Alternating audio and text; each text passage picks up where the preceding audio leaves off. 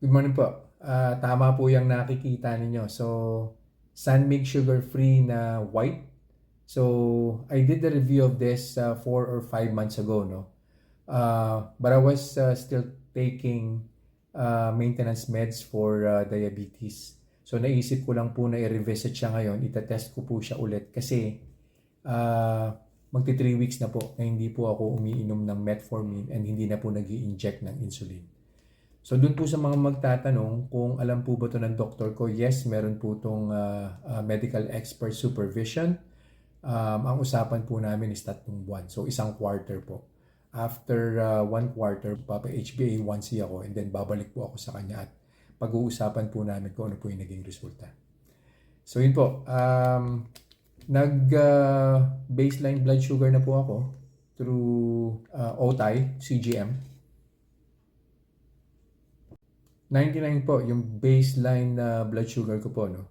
So, I'd go ahead and drink this. Tapos, babalik po ako after 2 hours and we'll see kung ano po yung magiging blood sugar spike po niya.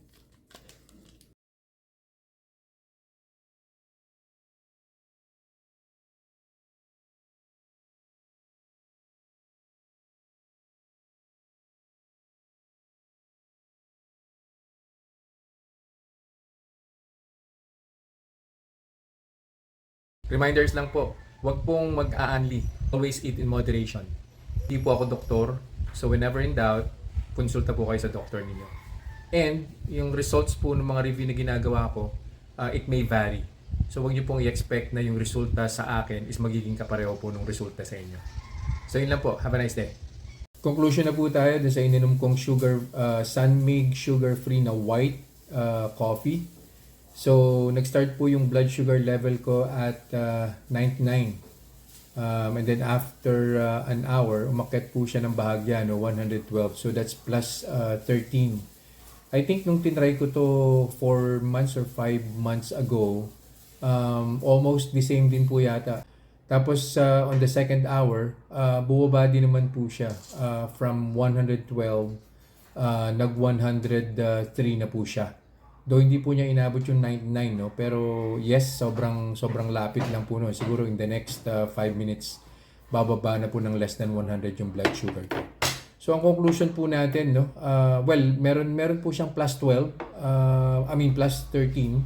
So yan naman po yung palagi ko pong sinasabi doon sa mga vlogs ko, especially now na hindi na po ako nagte-take ng maintenance medicine for diabetes.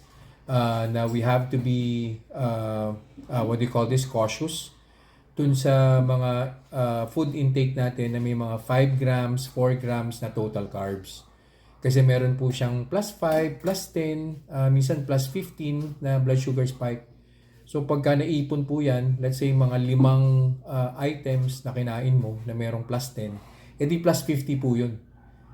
So medyo mataas-taas na po yung plus 50 sa blood sugar level. So yun lang po for this review. I'll see you guys in the next vlog. Bye-bye.